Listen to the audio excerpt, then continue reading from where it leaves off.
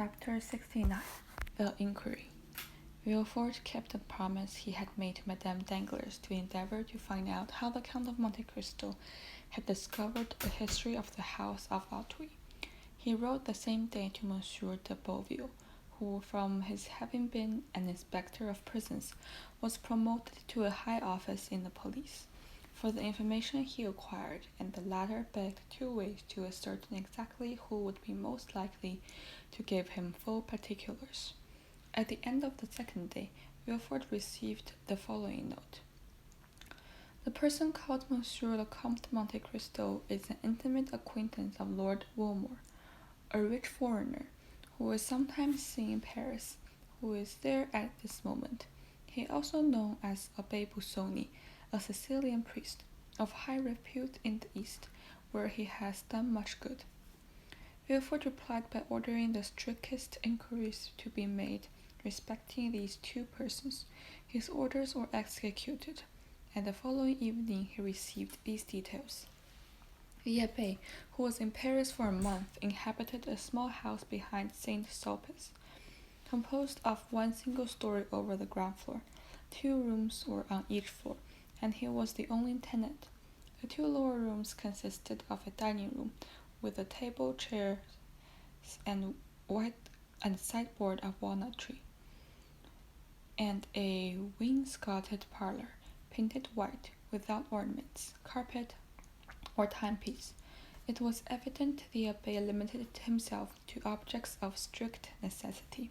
It was true the Abbé preferred the sitting-room upstairs, which, being furnished with theological books and parchments, in which he delighted to bury himself during the whole month, as his valet said, was more a library than a parlor. His valet looked at the visitors through a sort of wicket, and if their countenance was unknown to him or displeased him, he replied that Monsieur l'Abbé was not in Paris, an answer which satisfied most persons, because the Abbé was known to be a great traveler, and absent for long periods. Besides, whether at home or not, whether in Paris or Cairo, the Abbé always left something to give away, which the valet distributed through his wicket in his master's name. The other room near the library was a bedroom, a bed without curtains, 4 armchairs, and a couch, covered with yellow outred velvet, composed with the Pierre Dieu, all its furniture. Lord Wilmore resided in Rue Fontaine Saint George. He was one of those English tourists who consume their whole fortune in traveling. He hired an apartment in which he lived furnished, passed only a few hours in the day there, and rarely slept there. One of his peculiarities was never to speak a word of French, which he, however, wrote with great purity. The day after these important particulars had been furnished to Monsieur le Procureur, a man alighted from a carriage at the corner of Rue Férou, and rapping at an olive green door, asked if the Abbé Busoni were within. No, he went out early this morning, replied the valet. I might not always be contented with that answer, replied the visitor, for I come from one to whom everyone must be at home, but have the kindness to give the Abbé Busoni. I told you he was not at home, replied the valet. Then, on his return, give him that card and this sealed paper. Will he be at home at 8 o'clock this evening? Doubtless, unless he is at work, which is the same as if he were out. I will come again at that time, replied the visitor, who then retired. At the appointed hour the same man returned in the same carriage, which, instead of stopping this time at the end of Rue Férou, drove up to the green door.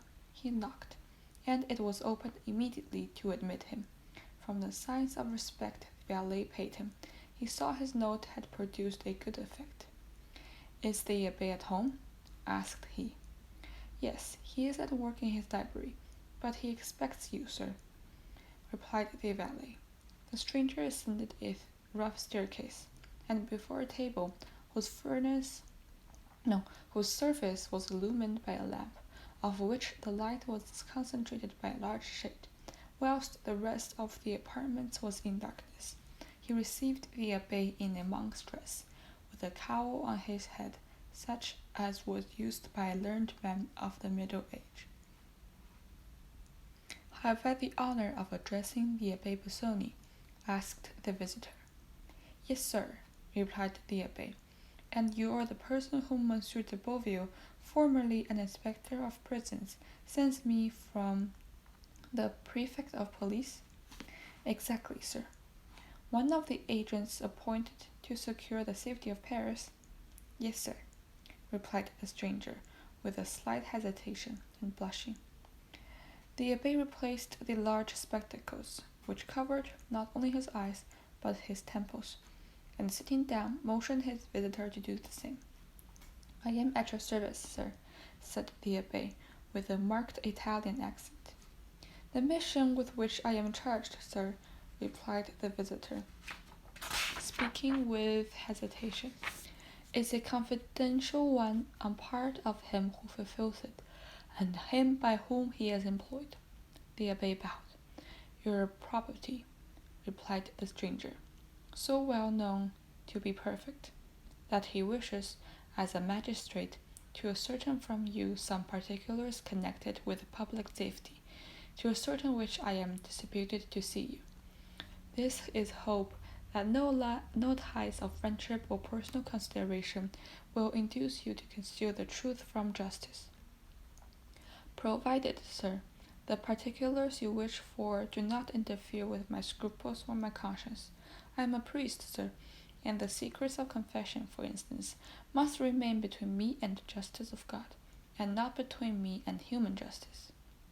"Do not alarm yourself, Monsieur l'Abbé. We will duly respect your conscience." At this moment the abbé pressed down his side of the shade, which raised it on the other, and threw a bright light on the face of the stranger, while his own remained obscured. "Excuse me, abbé," said the envoy of the prefect of police, "but the light tries my eyes very much." The abbé lowered the green shade. "Now, sir, I'm listening. Speak." "I will come at once to the point. Do you know the Count of Monte Cristo?"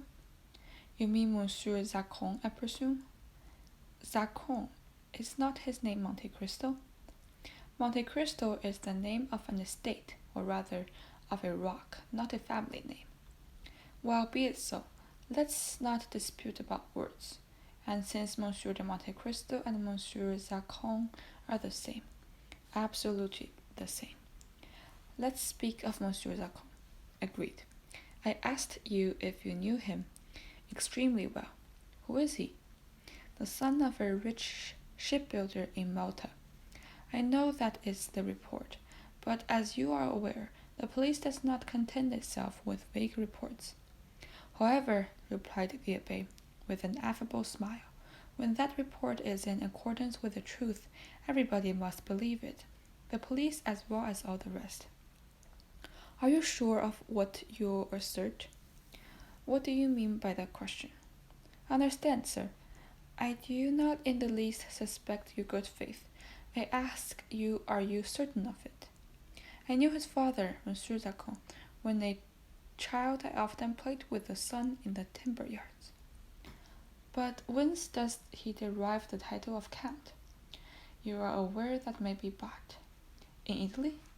"Everywhere." "And his immense riches, as they are called?" "As regard that," replied the abbé, "immense is the word used." "How much do you suppose he possesses?" "From 150 to 200,000 livres per annum." "This is reasonable," said the visitor. "I have heard he had 3 or 4 millions."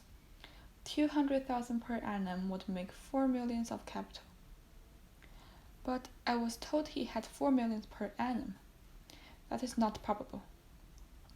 "Do you know this island of Monte Cristo?" "Certainly. Everyone who has returned from Palermo, from Naples, or from Rome to France by sea must know it, since he had passed it to close it, and must have seen it." "I am told it is a delightful place." "It is a rock." "And why has the Count bought a rock?" for the sake of being a count. In Italy, one must have a country to be a count. You have doubtless heard the adventures of Monsieur Zacon's youth. The father's? No, the son's. I know nothing certain. At that period of his life, I lost sight of my young comrade. Was he in the army? I think he entered the service. In what force? In the navy. Are you not his confessor? No, sir, I believe he is Lutheran. A Lutheran? I say, I believe such is the case. I do not affirm it. Besides, liberty of conscience is established in France. Doubtless, and we are not now inquiring into his creed, but his actions. In the name of the prefect of police, I demand, what do you know of him? He passes for a charitable man. Our Holy Father, the Pope, has made him a knight of Jesus Christ for the service he rendered to the Christians in the East. He has 5 or 6 orders, testimonial of his services to the princes or states. Does he wear them? No, but he is proud of them.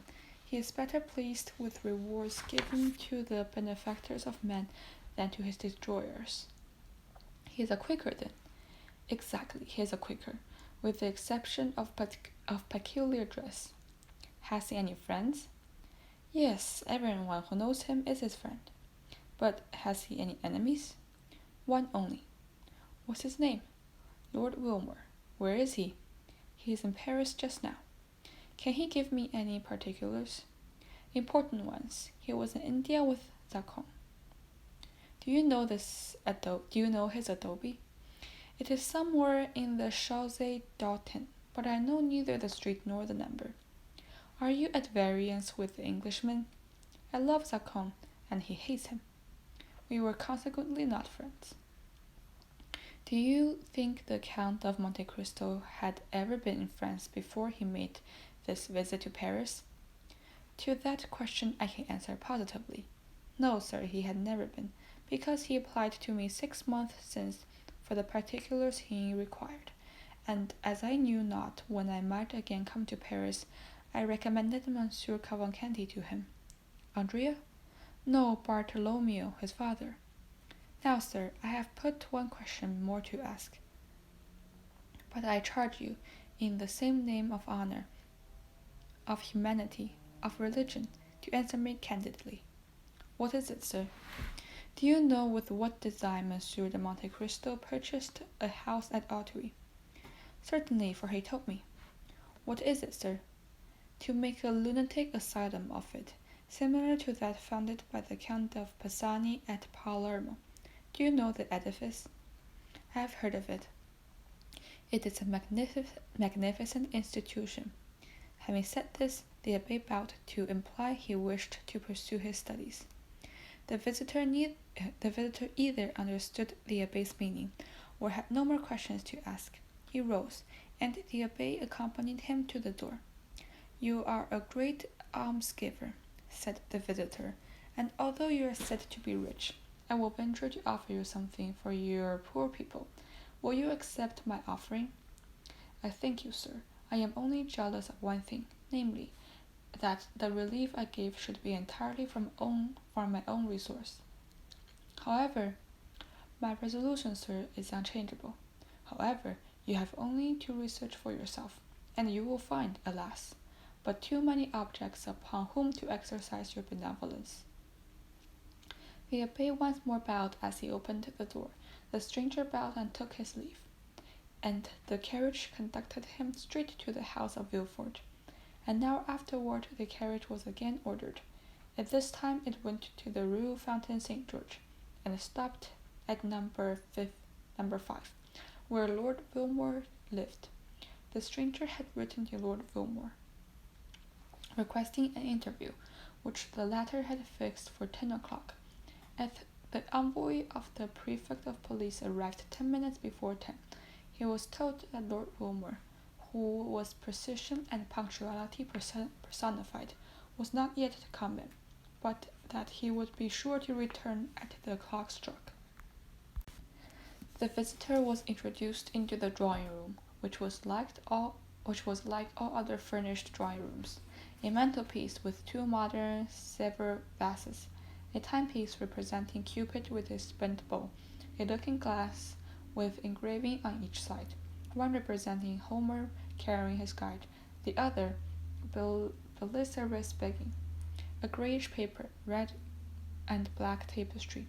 Such was Lord Woolmer's drawing-room. It was illumined by lamps with ground-glass shades, which gave only a feeble light, as if out of consideration for the envoy's weak light. After 10 minutes' expectation, the clock struck 10. At the 5th stroke, the door opened, and Lord Wilmore appeared. He was rather above the middle height, with thin reddish whiskers, light complexion, and light hair, turning rather grey. He was dressed with all the English complexion and light hair. English peculiarity, namely a blue coat, with gilt buttons and high collar, in the fashion of 1811, with a white cashmere waistcoat and Nanking pantaloons, 3 inches too short, but which were prevented by straps from slipping up to the knee. His first remark on entering was, "You know, sir, I do not speak French." "I know you don't like to converse in our language," replied the envoy. "But you may use it," replied Lord Wilmore. "I understand it." "And I," replied to the visitor, changing his idiom, "know enough of English to keep up the conversation. Do not put yourself to the slightest inconvenience." "Higo," said Lord Wilmore, with that tone which is only known to natives of Great Britain. The envoy presented his letter of introduction, which the latter read with English coolness, and having finished, "I understand," said he, "perfectly."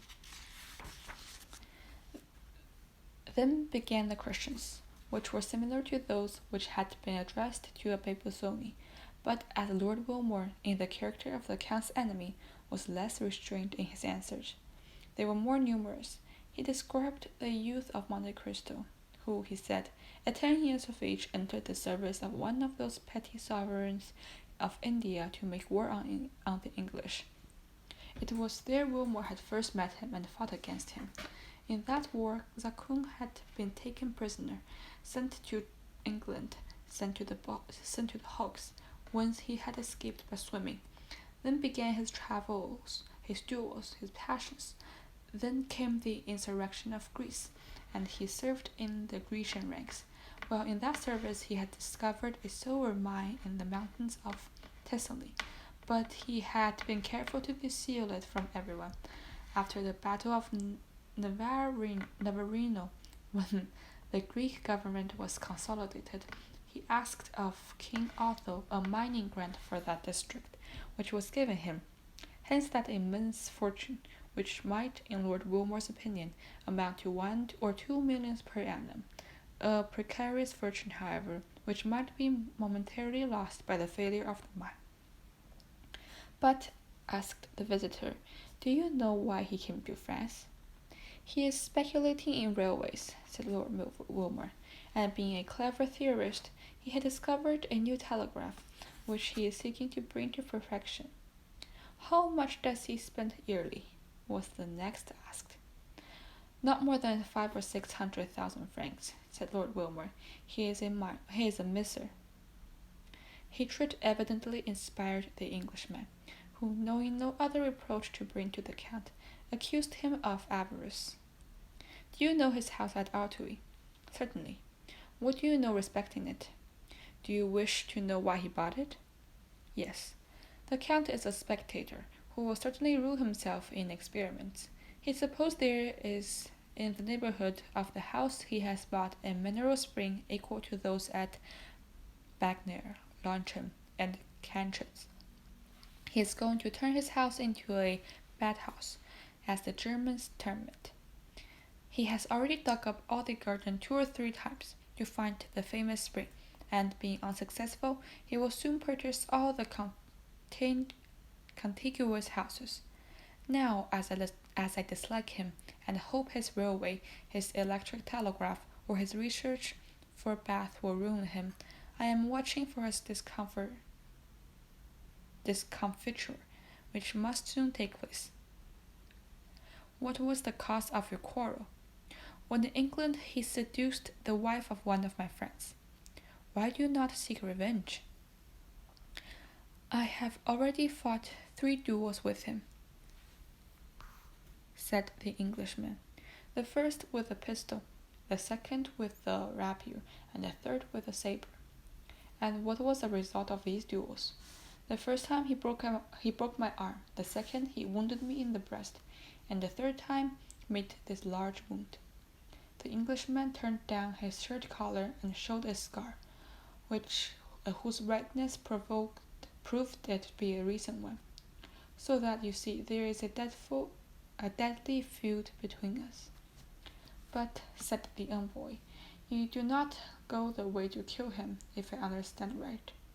Well, said the Englishman, I practice shooting every day, and every day Gracieux comes to my house. This was all the visitor wished to ascertain, or rather, all the Englishman appeared to know. The agent rose, and having bowed to Lord Wilmore, who returned his salutations with the stiff politeness of the English, he retired.